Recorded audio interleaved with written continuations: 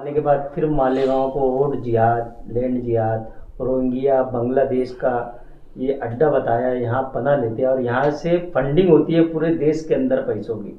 इस तरीके का मालेगांव शहर के ऊपर इल्ज़ाम लगा कर गए। वो किरीट सोमैया आपकी ऑफिस पर भी आए थे और इससे पहले आपने प्रेस कॉन्फ्रेंस ली थी, तो किरीट सोमैया का आपने जिक्र किया था कि हमने किरीट सोमैया तक के ज़मीन मामले के अंदर और 11,000 कॉलोनी की बदनवानी के मामले में फाइल पहुंचाई। तो क्या कहीं ऐसा तो नहीं कि किरीट सोमैया जो मालेगांव शहर के अंदर इतना आ जा रहे हैं तो उसको आपने मौका दिया यहाँ आने का? नहीं सर, मैं कैसे क्या उन्हें यहाँ आने का मौका दूंगा। सिराज साहब का जो मामला हुआ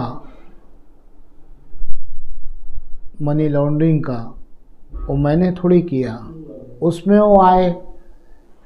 दूसरी चीज़ ये है सर कि हमने, आप मीडिया शहर अच्छी तरीके से जानता है कि मैं तकरीबन 12 साल से लैंड माफिया, ज़मीन माफिया और ज़मीन माफिया जो गैर कानूनी ज़मीनें बेच रहे, वो गैर कानूनी ज़मीनें जो आवाम की खुद की मिल्कियत है, महानगर पालिका की मिल्कियत है, जैसे गार्डन के लिए, स्कूल के लिए, हॉस्पिटल के लिए, सब्जी मार्केट के लिए वगैरह वगैरह, मैं लड़ रहा हूँ घरकुल के लिए जिसमें 200 करोड़ से ज़्यादा की बदनवानी हुई है। आप मेरे पास 10 साल पुराने लेटर भी है, उसी मुद्दे पे मैं लड़ रहा हूँ। आज भी उसी मुद्दे पे मैं कायम हूँ और इंशाल्लाह कल भी मैं उसी मुद्दे पे कायम रहूँगा। सर, मैं कौन होता हूँ उनको यहाँ लाने वाला? मालेगांव शहर में ईडी की चौकसी शुरू हुई, ईडी मालेगांव शहर में आई। हम खुद डॉक्टर किरीट सोमैया जी हमारी ऑफिस तक आए। हमारी ऑफिस पे तो दुश्मन भी आएगा तो हम उसका इस्तकबाल करेंगे। उन्होंने उस दिन ईडी के सिलसिले से आए थे और ईडी की जांच लगाई थी। जो गुनहगार है हम उसकी तरफ से कभी ना बोले थे ना बोलेंगे, है ना। उसके ऊपर कार्रवाई होनी चाहिए, कड़ी से कड़ी कार्रवाई होनी चाहिए। अगर जो कार्रवाई कर रहे तो हम उनका खैर मकदम करेंगे। रह का गया सवाल, साहब ने जो आज मालेगांव शहर के लिए, मालेगांव शहर की एक भोली भाली आवाम, हिंदुस्तान भर में ऐसी आवाम नहीं मिलेगी जो मालेगांव शहर की आवाम है। इतने बड़े दिल वाली, इतनी साफ सुथरी आवाम। और साहब ने हमारे शहर को बोल के कहा, आज गए कि मालेगांव शहर जो है रोहिंग्याओं का जाल बिछा हुआ है। सर, मैं पूछना चाह रहा हूँ, मालेगांव शहर सेंट्रल, मालेगांव आउटर, 2 एमएलए हैं मालेगांव शहर के। सर, मालेगांव शहर में एडिशनल कलेक्टर है, एडिशनल एसपी है। मालेगांव शहर के अंदर में सर, मालेगांव शहर के अंदर में 7 बड़े बड़े पुलिस स्टेशन हैं, 7 पीआई है, महानगर पालिका है, तहसील है, प्रांत है। यानी इन सब के होते हुए अगर जो कोई आ रहा है तो गलती मालेगांव शहर की आवाम की तो नहीं है ना। आप जनता को नहीं बोल सकते हो ना कि जनता का कुछ कसूर है इसके अंदर।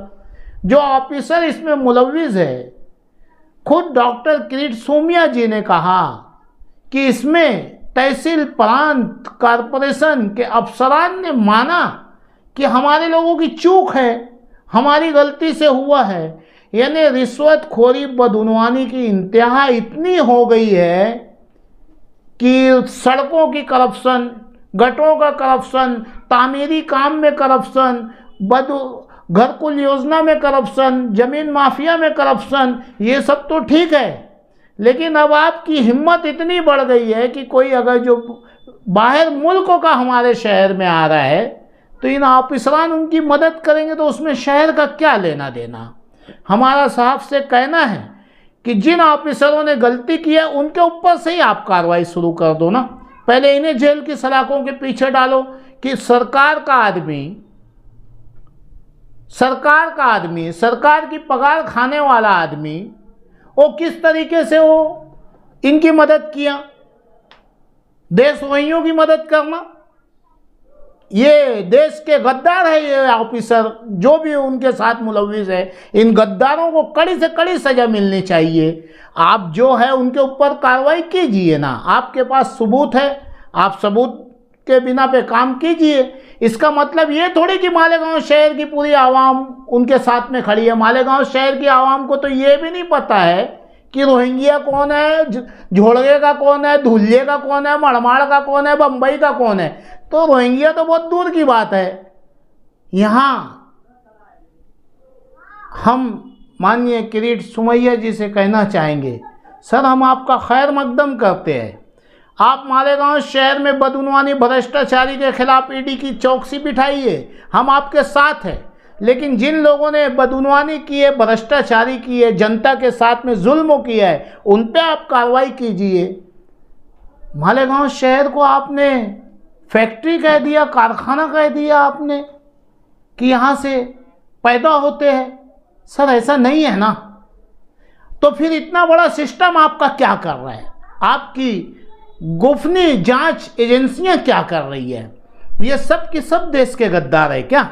सवाल तो इन पे भी उठता है ना। इनकी चौकसी होना चाहिए ऑफिसरों की। मैं 10 साल से चिल्ला रहा हूँ, घरकुल में इनकी चौकसी होना चाहिए। वो ज़मीनें जो नदी की, नाले की, क्या कलेक्टर साहब को मैंने बार बार निवेदन नहीं दिया? हर बार मैंने माननीय कलेक्टर जी को निवेदन दिया है कि आपकी नदी बिक रही है, आपका नाला बिक रहा है, आज अतिक्रमण से आवाम चल नहीं सक रही है। आपने क्यों नहीं इसके ऊपर इंक्वायरी की? करनी चाहिए।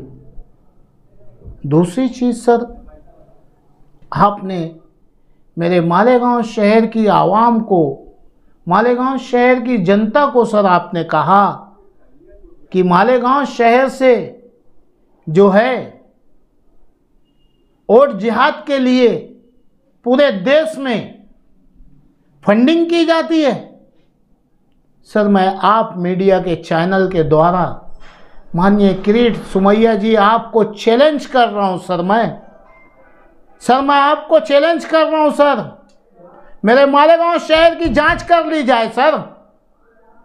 माइनॉरिटी अल्पसंख्यक के 70 से 80% आवाम आज भी भूखी सोती है।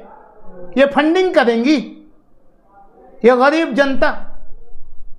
सर हमें सब मार रहे हैं, हमारे मार रहे हैं, दूसरे मार रहे हैं। आपको ऊपर वाले ने ताकत दी है, इस देश में बड़ी कुर्सी दी है, आप हमारे साथ इंसाफ कीजिए। कम से कम इस तरीके का बददुआ दाग हमारे शहर पे लगाना। ये शहर मुसलमानों के बाप की जागीर नहीं है, ये शहर हिंदू मुसलमानों का शहर है। मालेगांव शहर सबका शहर है, किसी की एक की प्रॉपर्टी नहीं है। तो इन गरीब लोगों के बारे में कोई नहीं सोचता है, जो हर सरकार की स्कीमों से वंचित है। हम लोग घरकुल को मैं चिल्ला रहा हूं कि 200 से ऊपर, 200 करोड़ के ऊपर का घोटाला है, उसी में किरीट सोमैया जी आए ऊपर के आदेश से। तो क्यों नहीं इस पे इंक्वायरी होती? वो नदी बिकी, वो नाले बिके, उस पर क्यों नहीं इंक्वायरी होती? कोई अगर जो गुनहगार है आप उस पर कार्रवाई कीजिए। मालेगांव शहर के मौजूदा एमएलए साहब की जिम्मेदारी है। मीडिया के लोगों, ये हमारे शहर के एमएलए साहब की जिम्मेदारी है। ओ घरकुल में उनका मुंह बंद, जमीन माफियाओं में उनका मुंह बंद, दीगर तमाम भ्रष्टाचारी बदउनवानी में उनका मुंह बंद। अरे भाई साहब, नीतीश राणे जी आते हैं, मालेगांव शहर को अनाप शनाप बोल के चले जाते हैं, आपका मुंह बंद। अब तो हद हो गई कि मालेगांव शहर को रोहिंग्याओं का अड्डा बता दिया गया। तो इसीलिए मालेगांव शहर की आवाम ने आपको 1,10,000 वोटें दे करके चुन के लाई है कि तुम इनकी बात का जवाब तक मत दो। ये शहर के एमएलए की जिम्मेदारी है कि उनकी प्रेस कॉन्फ्रेंस के बाद तुम उनसे नहीं मिल सकते थे तो यहां आपको बुला करके एक प्रेस कॉन्फ्रेंस लेते और ये कहते कि आपके पास जो सबूत है आप कार्रवाई करिए, हम आपके साथ खड़े हैं। लेकिन पूरे शहर को आपको कोई हक नहीं बनता कि आप हमारे शहर को जो है गलत सलत बोलें। ये शहर का एमएलए, अरे भाई बदउनवानी पे क्यों तुम्हारा मुंह बंद है? इसलिए कि किरीट सोमैया जी के हाथ में ईडी सीबीआई है, तुम्हारे घर ईडी आ जाएंगी मुंह खोलेंगे तो। अरे बैतुल माल आप लोगों ने इतना खाया है कि सच बोलने के लिए भी डरते। आप लोगों ने मसला लाया स्टेज पे कब्रिस्तान का, आप लोगों ने मसला लाया आईडीएक्स का, आप लोगों ने मसला लाया 30,000 40,000 वोट बढ़ने की और घटने का। गुनहगार तो आप है।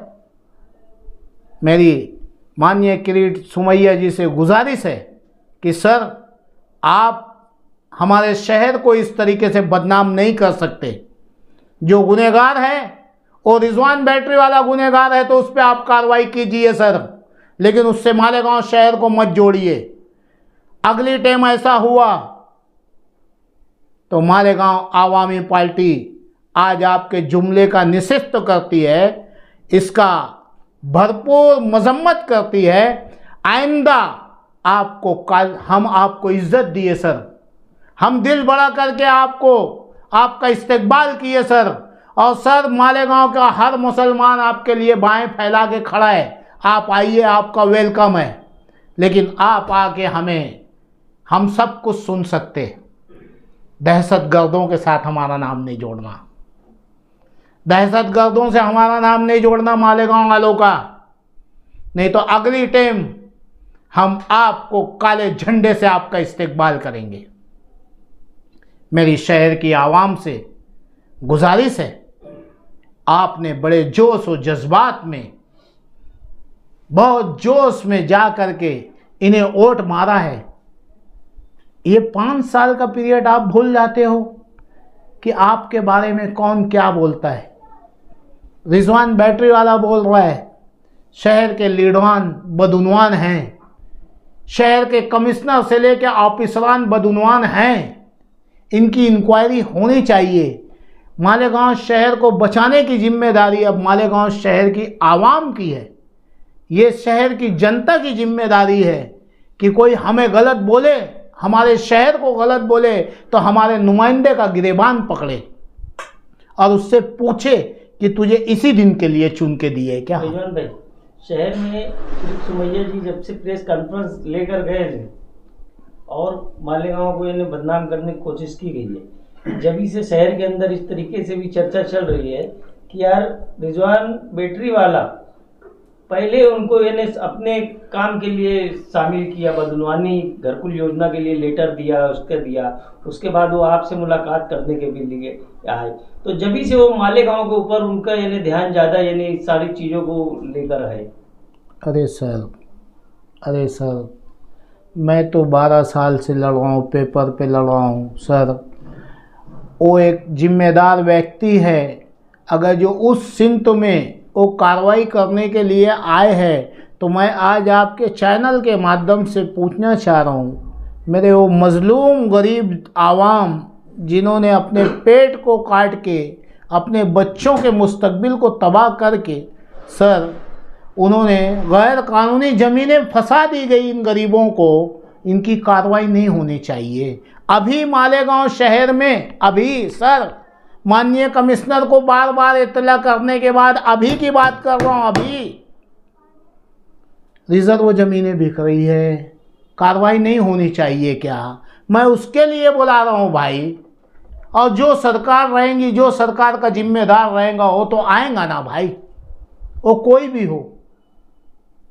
मैं इसके लिए मैंने थोड़ी कहा सिराज साहब से कि आप जो है तो मनी लॉन्ड्रिंग करो, करोड़ों का करप्शन करो, ईडी उनको पकड़ने आई, मैंने नहीं बुलाया भाई साहब।